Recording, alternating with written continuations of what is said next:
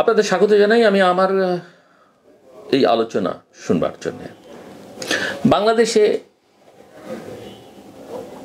৭১ আমরা স্বাধীনতা পেয়েছি, বাংলাদেশে স্বাধীনতা পেয়েছি। অনেকেই মনে করেন স্বাধীনতা ব্যর্থ হয়ে গেছে, যদি আমি সেটা মনে করি না। ইয়েস, ওই ত্যাগ, ওই আত্মদান, ওই রক্তদান, ওই জীবনদান, তার পুরো মূল্যায়ন আমরা করতে পারিনি, তার পুরো সম্মান আমরা দিতে পারিনি।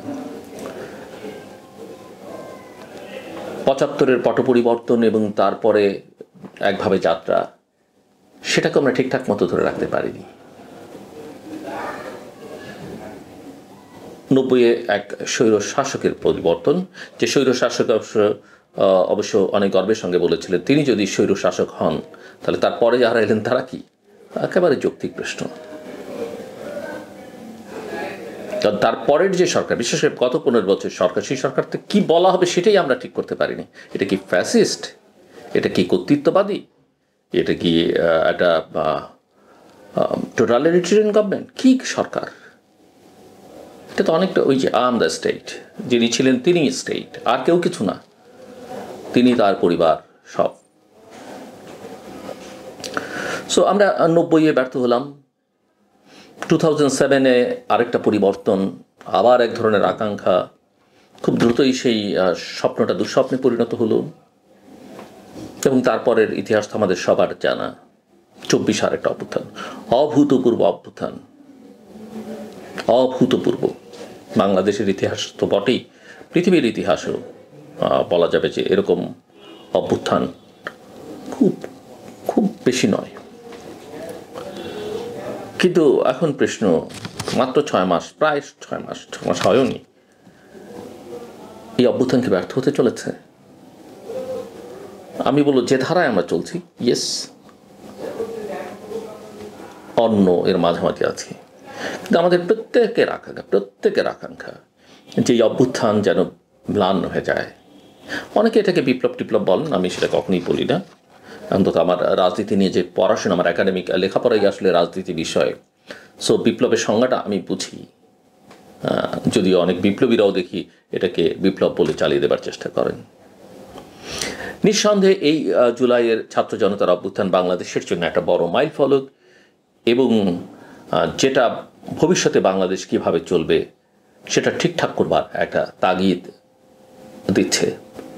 এই তাগিদটা তৈরি হচ্ছিল দীর্ঘদিন ধরে, এমনকি রাজনৈতিক দলগুলোর মধ্যেও তৈরি হচ্ছিল, যারা ক্ষমতায় ছিলেন তারা ছাড়া।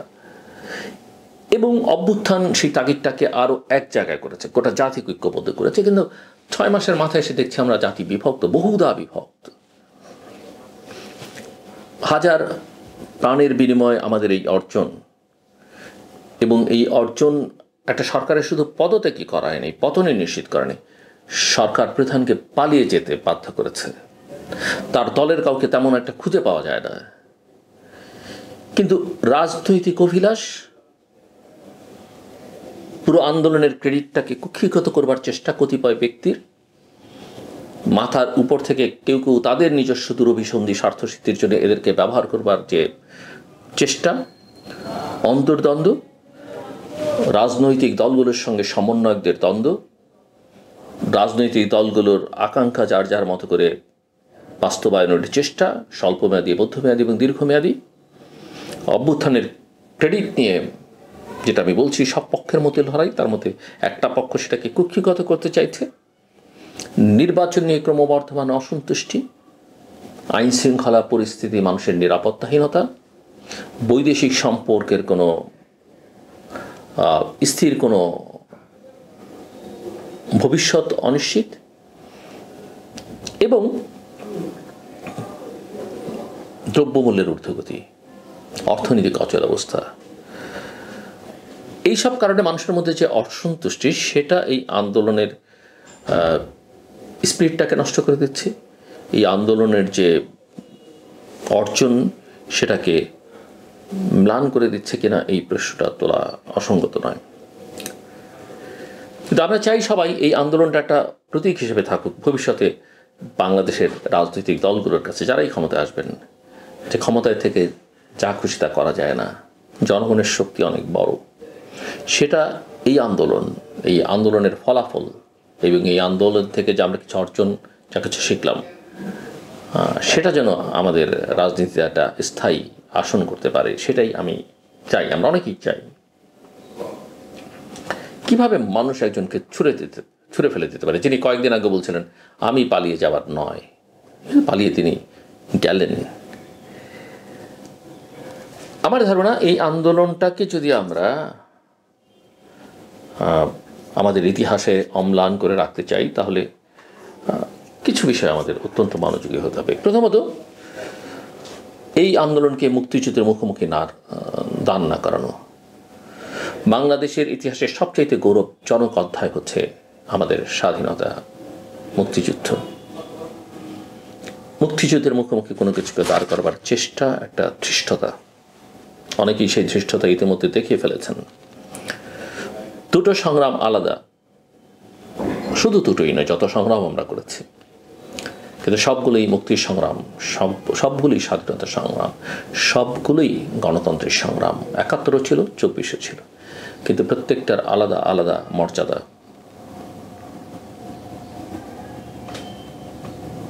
বাংলাদেশের মুক্তিযুদ্ধ, বাংলাদেশের স্বাধীনতার সনদ, জন্মের সনদ, এর সাথে জুলাই অভ্যুত্থানের যারা তুলনা করছেন তারা বালখিল্যতার পরিচয় দিচ্ছেন, বা তাদের কোনো অশুভ উদ্দেশ্য, অসৎ উদ্দেশ্য আছে, সেটা আমার কাছে মনে হয়। কোনোটা দিয়ে কোনোটাকে অবমূল্যায়িত করবার দরকার নেই, যার যেটা মর্যাদা সেটা আমাদের দেওয়া উচিত। কোনো দল বা গোষ্ঠী একক ক্রেডিট দাবি করতে পারবেন, এটা ১৫ বছরের দীর্ঘ সংগ্রাম, বহু মানুষ জীবন দিয়েছে, নির্যাতিত হয়েছে, নিপীড়িত হয়েছে। রাজনৈতিক দল হিসেবে বিএনপি বা তার মিত্ররা অনেক সাফার করেছে, বিএনপির তো সাফারিংসের কোনো শেষই নেই। বিএনপি ধোয়া তুলসী পাতের কথা আমি একবারও বলছি না, কিন্তু এই আন্দোলন সংগ্রাম করেছে, বিএনপিকে নিশ্চিহ্ন করবার চেষ্টা করা হয়েছে, কিন্তু বিএনপিকে ভেঙে ফেলা যায়নি, দুর্বল করা যায়নি। হয়তো তাদের আন্দোলনে, তাদের নামে আন্দোলনটা সফল হয়নি, কিন্তু যারা দাবি করছেন যে এই আন্দোলনটা তারা কৃতিত্ব নিতে চাইছেন, তারা এটার একক কৃতিত্ব দাবি করতে পারেন না। বিএনপি, জামায়াত, বামপন্থী দলগুলো, অন্যান্য ইসলামিক শক্তিগুলো, মাদ্রাসার ছাত্র, সাধারণ মানুষ, ধনী দরিদ্র, সবাই এই আন্দোলনে ছিল, নারী পুরুষ, ধর্ম বর্ণ গোত্র নির্বিশেষে। প্রকাশ্যে বা অপ্রকাশ্যে কোনো কোনো রাজনৈতিক শক্তি এটাকে পকেটবন্দি করবার চেষ্টা করছেন এই ছাত্র বা সমন্বয়কদের ব্যবহার করে, সেটা করা যাবে না। আওয়ামী লীগ মুক্তিযুদ্ধকে যেভাবে একচেটিয়া ব্যবহার করেছে, নিজেদের কুক্ষিগত করেছে, সেটা কাউকে করতে দেওয়া যাবে না। আমি আবার বলি, এই আন্দোলন, এই সংগ্রাম, এই সাফল্যর কৃতিত্ব দেশের সকল মানুষের। অভ্যুত্থানের পৃষ্ঠে সবাইকে এক থাকতে হবে, ব্যক্তি স্বার্থে যেন ব্যবহৃত না হয়, অবমূল্যায়িত না হয়, সেটা রাখতে হবে। অভ্যুত্থানের ঘোষণাপত্র নিয়ে আমার কথা পরিষ্কার, এটা যদি আপনি 5ই অগাস্ট করতেন বা 8ই অগাস্ট করতেন, আমার কোনো আপত্তি থাকতো না। এমনকি তো অগাস্ট মাসে করলে আপত্তি, 6 মাস পরে আসে আপনি যখন করছেন, এবং ইতিমধ্যে আপনি সমাজে, রাষ্ট্রে যখন নানা বয়ান হাজির করেছেন, তখন আপনার কথায় আর চিরে ভিজবে না, আপনার কথায় আমি চলবো না, আপনার কথা শুনতেও ভালো লাগে না অনেক ক্ষেত্রে। এটা আপনাদেরকে মাথায় রাখতে হবে। সাংস্কৃতিকভাবে স্টাবলিশমেন্ট তৈরি করা, আওয়ামী লীগের মতো জোর করে মানুষকে ভাষণ না শুনিয়ে, ফেসবুকে এটা সেটা বিবৃতি না দিয়ে, সিনেমা, গান, বুদ্ধিবৃত্তিক আলোচনা, বই ইত্যাদির মাধ্যমে চিরজাগ্রত করে রাখতে হবে, এবং ইতিহাসটা সঠিক। কিন্তু ইতিহাস যে আপনি সঠিক করবেন, আমরা যেমন মুক্তিযোদ্ধার তালিকা, শহীদের তালিকা 53 বছরে করতে পারেন, আপনি তো 6 মাসেও সব প্রমাণ থাকা সত্ত্বেও এই জুলাই অগাস্টে কারা শহীদ হলেন, কারা আহত হলেন, সেই তালিকা করতে করলেন না, কারণ আপনার নজর অন্যদিকে। কোথায় কোথায় নজর, আমি এর আগেও বলেছি, ব্যবসা বাণিজ্য, আখের গোছানো, সেই দিকে চলে গেছে নজর। ক্ষমতাকে কিভাবে দীর্ঘায়িত করা যায়, কুক্ষিগত করা যায়, সেই দিকে গেছে নজর। কাজেই শুধু ভাষণ শোনালে আমাদেরকে হবে না, এই ভাষণ শুনে শুনে মানুষ অনেক অভ্যস্ত। বাংলাদেশের মানুষ আসলে কাউকেই তোয়াক্কা করে না, সময় লেগেছে। আইয়ুব খানকে সরিয়েছে, পাকিস্তানিদের বিতাড়িত করেছে, তার আগে তো ব্রিটিশ শাসনকে বিদায় করেছে। বাংলাদেশের মানুষ এরশাদকে বিদায় করেছে। বাংলাদেশের মানুষ 7-8 যারা দীর্ঘমেয়াদে পরিকল্পনা করছেন, তাদের দীর্ঘমেয়াদে থাকতে চায়নি। বিএনপিকেও একসময় স্বস্তিতে থাকতে হয়নি। আওয়ামী লীগকে তো একবারে করুণভাবে বিদায় করেছে। এত অসম্মান, এত অমর্যাদা কোনো রাজনীতিকের হলে সেই রাজনীতিক নিজের থেকে কিভাবে জীবিত থাকেন সেটাই তো আমি ভাবতে পারি না। সুস্থ থাকা তো অসম্ভব।